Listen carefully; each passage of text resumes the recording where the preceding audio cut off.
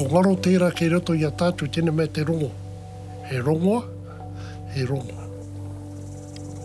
Ko ngaro tērā mea kei roto i a tātou ki te haere roto te ngahere. Ki te noho, ki te ātarongo kia tāne me ona tamariki. Tino rereke i nei o nā tō mātou rongoa ki te pira. Mirasin kia mātou rongoa rereke kia hai. He whakapapa tō te rongoa. E mana e tāia mātou ki te hako ora, hako ne iahane te mate. Ono te mātou mahi, ka haua tu tātou ki roto te ao wairua. Ka haere ki roto te inoi. Ne kore koe whakapono ko kore koe ora.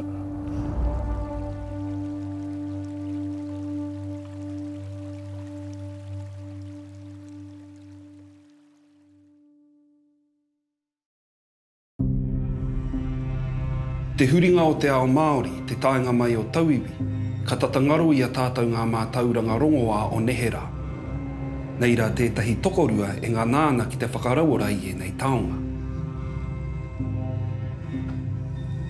Ko te taha o taku matua, ko pau e rua te maunga, ko Waitangi te awa, ko Ngāti Kawa, ko Ngāti Rāhiri, ngā hapu. Ko te taha o taku whaea, ko Mototau te maunga, ko Taikirau te awa, ko Mototau te marae. I te wā e tupua kau i kone, taku mai i hari te tiki rongo mo taku tupuna. Ka akonge i au, pehea te āhu o te rongo ne. Ke tika to hoki mai me tō rongona. Ne kore tika, ko ha tono ngā koe ki te haka hoki te rongona. Ke tai mai koe, me te rongo i tono ngā koe ki te tiki. Koe tēnā taku mahi he awhina o tātou whānau, kei roto te māwiwitanga. Ka mutu taku haere ki te kura i kone, i tērā wā ka tīmata ko te mea korona ko ngā trade trainee. Ka tono ngau ki Pōneke he mahi taku mahi, he mahi plaster. Nā roto ana wāku mai i haututu. Nā ka haere ana ki te mahi atu. Tana haere mai taku tuakana i kiti au, ka pēne wana kōrero kia e ruana ngā wāhanga e hoki koe ki te kāinga. Kei runga o wāue, ki roto te tahi waka kāwhina. Kei a koe tō tikama. Nā ka hoki mai o ki te kāinga. Hoki mai o ki te kāinga, hoki au ki roto o Ngāti Whātu, roto te ngahere mahi e. Ka kite au te nuinga wa tātou kaumātu kuia, ki roto te māwiwitanga. Ka tīmata au ki te taritari wa tātou kaumātu kuia, ki te tahi tohunga i roto whirinaki. Nā ka puta mai te kuia ne ki au ka mea mei, moheno i hato mate. Ka kororo mai ia, waku hikoetanga i runga te matata whenua. Tika katoa, wana kōrero. Ka mea e taimaha katoa kei runga i a koe. E tari ana koe te ao ki runga o Pokowhiwhi. Hei ana koe māku e tonga.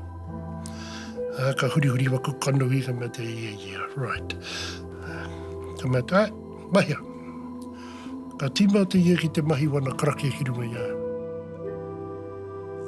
Tiarara, tiarara. Ka tīmata, ka ronga wako Pokowhiwhi, he māmahaere ana. Mea te wia, ko reo, rongo ka taimaha ni. Tiara mai nuku, tiara mai rau. Nā, i tērā wā ka tīmata taku mea ki wako whānau, e kore anu au, e hoki muri i roto ngā mahi tūki no tangata. Tiara mai ngā pau mai, tawhiti mai. Nā, e mua taku haerenga ki roto te ngahere, ka tīmata wako krakea kia tāna. Hui o te rangi. Tiara i te pō, tiara i te ao. He inua e atu kia tāne, kei te hia hau te tahi o tamariki. Tui, tui, tui.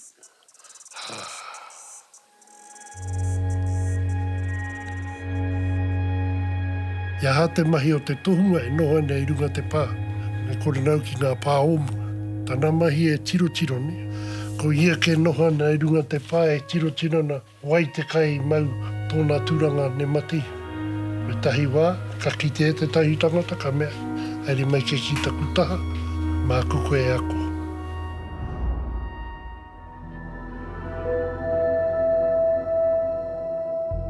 Ko tāku wawata, kia whakaora i te tangata aha koa kowai, aha koa nohea. Ko te tikanga me awhi atu, me awhi mai, me tākoha atu, me tākoha mai i nei mātauranga. Tawhitoa, taino ki tēnei wā.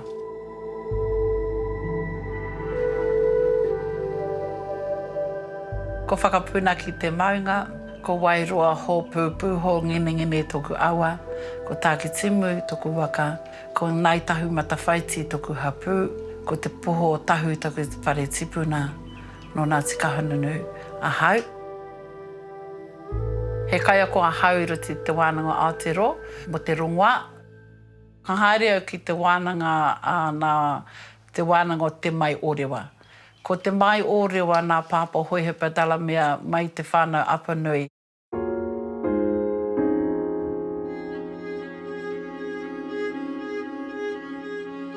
Te wā ka haere au ki tōna wānanga, ka tino hikaka hau. Me te moi hoki, ko taka te kapa. Aua mātauranga mai tōku kuia, mai a pāpā ka hono ai. E aua mātauranga hei whakaore i te tangata. Ka taku Waimari. Ruarua noiho nā tohunga, nā kuia, nā kraua, i mautunu taua mātauranga kai waingani a mātau, mai a ia hapu, mai a ia iwi. Kai reira i nā kraua kuia i mōhiohiotea i aua mātauranga. Ka noho taua mātauranga kai roti tō rātai ki te haihuna. Mahara nau te tahi kau mātua kei roto o te Aupauri. Mātua na ki roto ena mai. Ia nena ko kau mātua haere, ko wareware ne. He nui ngā whakamahinga o te karakia, he rereke anō i te takutaku wēnei rā. I ōna wā, i kitea e nei hanga i roto i ngā mahi whakaora tāngata, i rangona hoki te mauri o te kupu i te Aorongoa. I roto o karakia, i roto o takutaku, i roto o waiata, e tono ana koe o ihi. Ne kore take koe o rongo, e kore koe e rongo te pai o tō rongo, ne kore koe whakapono i tēnā mea te karakia. Ko te takutaku kia mātai mōhio mātau, me haere tuotika ki nā io i te tuatai. Ka heke iho ki nā māraikura nā whatukura. Ka heke iho koe ki nā rua, apakura nā rua māraikura. He rerekia anō te karakia mo te whare, mo te manaakitanga o tō whānau, engari ko te takutaku ka haere tōtika ki aua io, aua atua. Ko se wāno mo te karakia, ka tiro tātou te marama, te rā tōtika mo te mahinga karakia.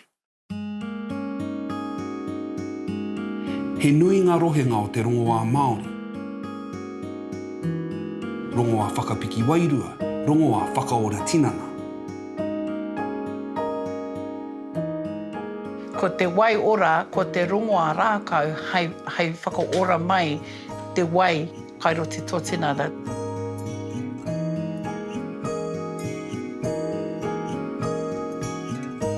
Ko te kāramirami tēnei, hei pai mō ngā tākehi, ne? Ko te kumarahau tēnei, he runga rākau mai ngā atua o rongo. Ko tēnei te tino rākau mō ngā pūkahukahu. Nā ka mikinga tēnei te kumarahau, me te honi, ki roto. Rene ngā mea kei roto, a tai tūrā ki te mea rongo e kororo hene ko te peppermint. Te mahi o tēnei ki te hakawoki haere i konei, ne? Ke pai e te puta tohau. Ko te quercetin hoki kai roti te kumarahau. He aha tēnā te quercetin, Te quercetin hei whakaora i tō pūkahukahu. Hei whakaora i tērā, i tō hā. Koena te tino o te kāramuramu me te kumarahau.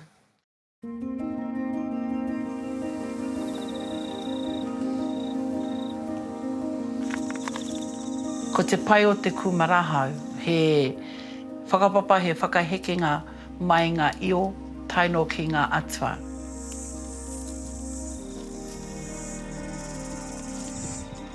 Ko ngā atua o te kumarahau, ko rongo marairo, rongo matāne, rongo maramara, rongo piere, ko rātau mahana rongo. E hara ko rongo marairo anake. Te kau mawha o ngā atua, ka timata mai ngā io, te kau o ngā io, he ke iho ki ia papa tunuku rawa ko Ranginui, he ke iho ki ia ki ngā rongo. Rongo marairo, rongo matāne, rongo maramara, wera o ngā rongo. E kore rana ko te tupaki. Tino pai tēnei mō ngā tangata mamai ne te tinana, ka kipea, tuara, koe ene ka mukumuku mea ne. Ka mōhio nā atua Māori te tinana o te tangata. Ko te rongi, ko te miri, he taonga tuku iho mai rāno, e mōhio ai te tohunga ki o nawe, me tau ngā ringa ki te kiko tangata. Ara, ko te mahi o te romiromi, ka tae e koe ki te mahi mai te whatimanawa, te manawa me te pūmanawa. Ko tēnei rongoa, he rongoa mo te tinana, kia ruana i te whenua pēra ia ruai moko, kia ruana i te tinana.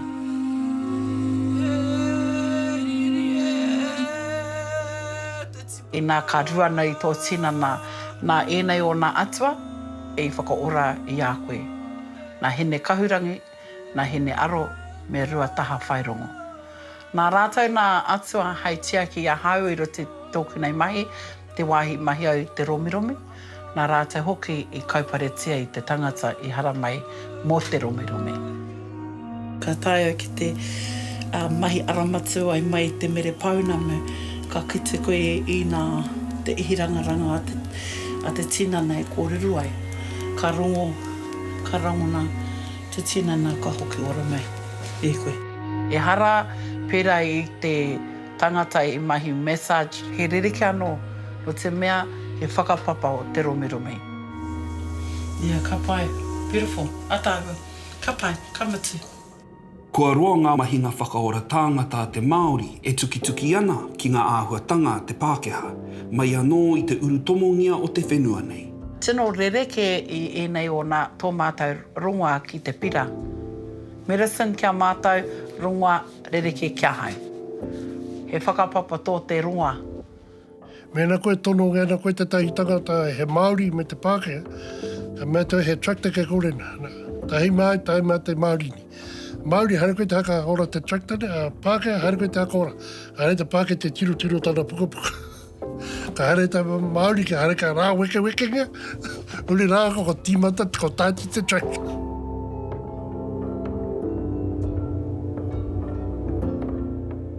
Ka hoki waku mahara o tahi o ngā kōrora i rongo au, ko te tahi o mātou tohunga no roto te orewai.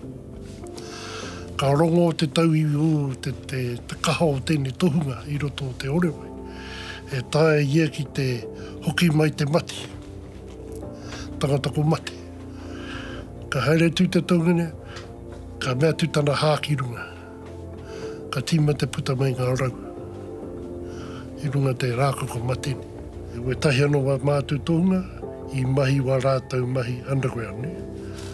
I mahi wa rātou, they continue ki te mahi wa rātou mahi. I te wā o te Suppression Act, ne? I te tau ko tahi mano i warau mā whitu, ka pāhihia e te kāwana te pire tohunga Suppression Act. He pire turaki ngā tikanga rongoa te Māori ki raro. Nā te tohunga Suppression Act i whakapēhi a tātou, i tāhaingia i ngā whenua, tangohia i ngā mātauranga, mōna a mātou whānau.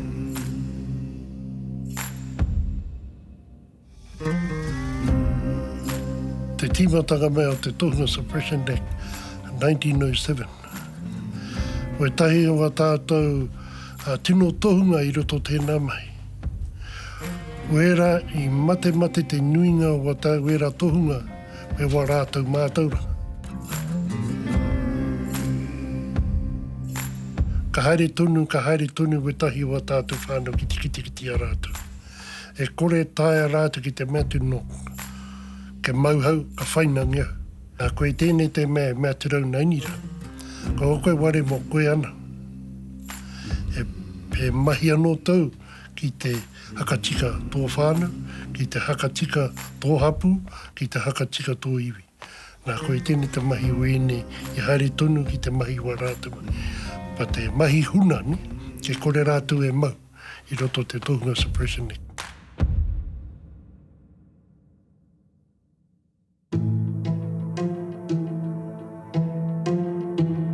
The Waitangi Tribunal is about to release its recommendations on an unusual claim that goes back 20 years. It's not about land, but about who owns the country's plants and wildlife and who should have control of Māori culture and knowledge. Ko te Waite 62 mo te rongoa, hei kauparetia, hei tāwhareti o mātauranga I te tuatai. Te tuarua kia tāwharetia I tō mātau rongoa, kia kore enei rongoa hei hoko atu mai nā iwi take. Koena te tino. Sana Murray, the sole surviving claimant, was in hospital when she awoke to crowds of people in her room. 20 years on, the Waitangi Tribunal has a response to her claim. The other 5 have since died, waiting for news about Y262, named after its place in the queue. The Crown for over 20 years has often deliberately obstructed the process, which has resulted in many of the delays, and the pitiful resourcing for the tribunal has also contributed to the delays. Kia kore ngā iwi take, hei tāhai, kia kore te krauna I te tuatahi, hei tāhai. Ko te Y26 hoki, e pāna ki nā ingoa. So ko te kawakawa, nā wiwi, nā te iwi take, kia haunai hei tāhai, tō mātai kawakawa. Kai a rātou te patents o taua o tō mātou rongoa rākau. Koe nā te take nā enei o nā rangatira I wero atu ki te krauna kia kaua I tāhaingia I o mātou rongoa rākau te tuatai, te ingo, te kawakawa, te tuarua, me nā medicinal properties kai rote o taua rongoa rākau, nā rātou hei tāhai te katoa. Nā rātou te patent me ki o taua rākau ko kawakawa. Mai anō tātou tūpuna e mahi ana I enei mahi. Hoi anō I te kawenga mai o te mate tarawhare ki o tātou whenua. Ka werohi anō ko a tātou tika ngaone. I ai ki nā kōrero oku nei tipuna tuku kraua, I te wā ka haere ki te pakanga ka whakahokia mai te māwiwi mai I wiki. Pere ki enei rā. Kāre tēnei māwiwi kai waingi a mātou mai tēnei whenua, mai I wiki. Pērā I te kauri, nā taua ngāngara, I hara mai I iwi take ke ka ngau ana I tō mātou rākau I tēnei whenua o tātou. Kāti, nā tohe Ashby, mātou o te tohunga, mātou o nā tohunga rongoa, hei haria I aua mātauranga Māori. Tēnei ta mea tau ke huringa te kōrero, he kauri ora. Kei te ora ta tātou kauri. I te mea te kauri mate e tono ana koe nā, ko tau I hirakaraka, kei te mate wa tātou kauri. Ka mau tēnā ki runga wa tātou kauri ke te mate ahau.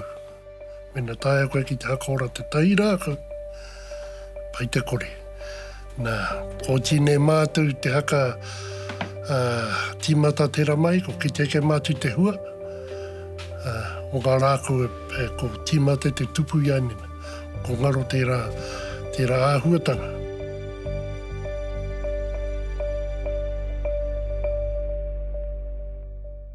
A mātou kei roto nei a mātono o mātou tohutanga. Ne? E pēne anō a tātou pūrākau. he taunga tuku iho ki a mātou kei roto. Ne? I roto no ngā kōrero tawhito. He mana, he wahananga wa koutou, he wahananga mō tātua no, tiwi Māori.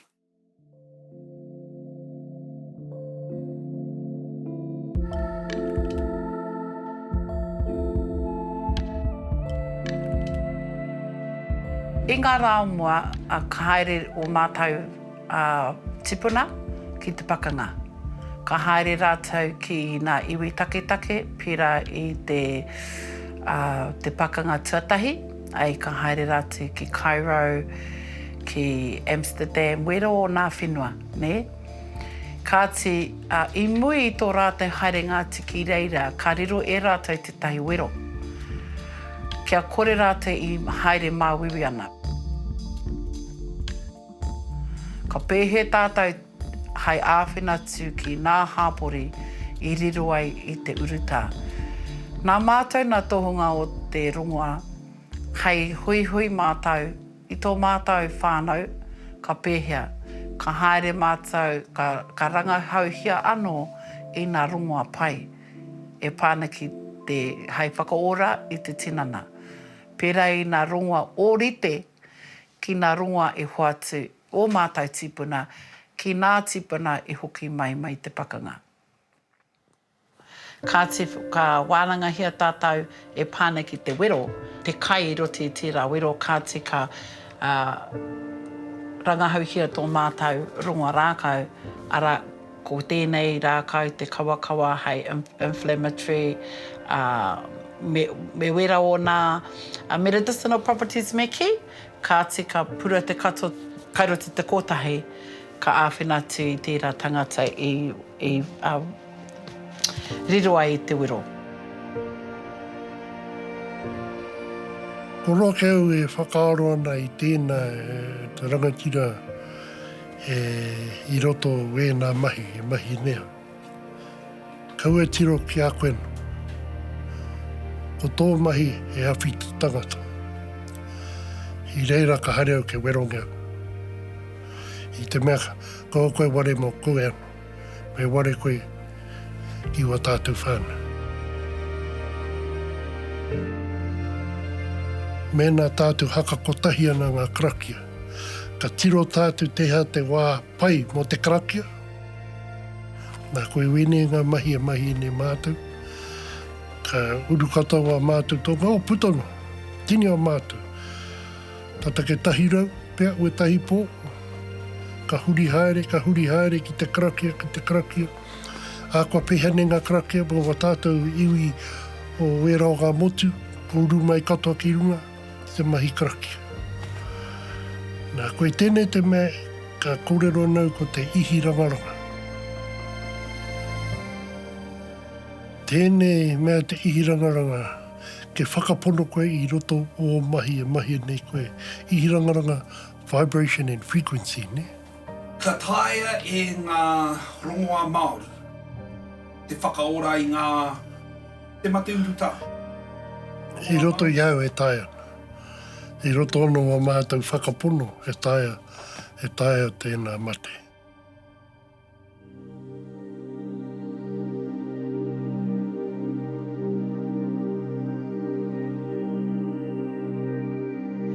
Ki tāku nei whakaro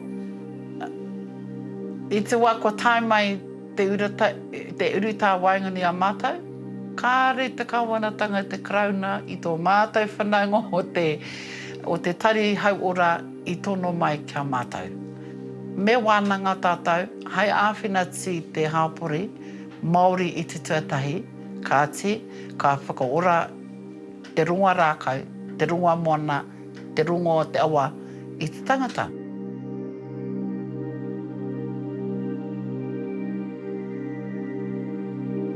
Koena te tino take ka rihita au mo te ICC. Hei āwhina tuki nā tangata i heke iho mai te māwiwi roti a rātou ina ko mai au Karius me e rā momo āwatanga i whakararua nei te tangata. Nā te wiro tira i whakararu ai. ko te AI ki nā tākuta injured vaccination. Koina te take ka hara mai rātou kia hau hei kemihia te tahi rongoa, ka tika mahi au i te romiromi, te rongoa me te kai.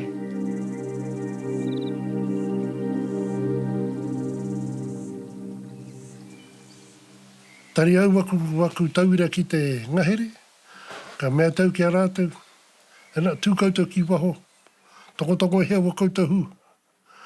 Ke rongo koutou a papa tuanuku e kororo nei ki a koutou. Ne? Nā, te wāia koutou e tūmau nei waho nei, ka ngā mea kato o tēnei au, wai hotuku e raki muri. Hare mai koe, tahono te whakaaro, ne? Ki te hakarongo. Hakarongo kia tāne, hakarongo ki te rākau. Nā, ka mea tau kia rātou, ka rongo koutou te tahi rākau e karangana kia koutou, haere koe ki tau rākau. Nā, koe tēnei tā tātou mate i tēnei wā, rakau ki tātou e rongo ana.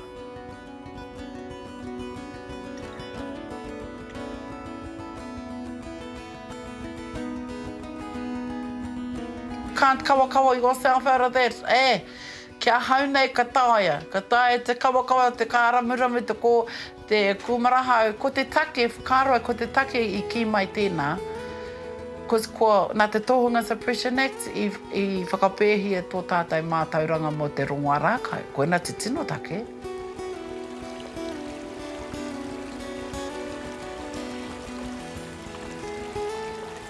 Ngāo taku waiwata. Oh, yes. Whew. Ke tukua mai wa tahi wahanga ki te awhi te National Body ke pai e tarātou. Ko tai ki te wā ke heke mai mātou, ka tuku anu wa tātou wera, wa tātou taitama tāne, taitama wahine pēr. Ke tū ene tūranga, ke kone mātou ki te awhi a rātou, ni? Me haere koe te ki te ako mai nā whare wānanga me ako, me haere koe te kemihe tō koe te tohunga, me tō koe te kuia, karaua, e mōhiohiotia i ngā rongoa. Aha ko iti, he rahi te mātauranga. Ka taia.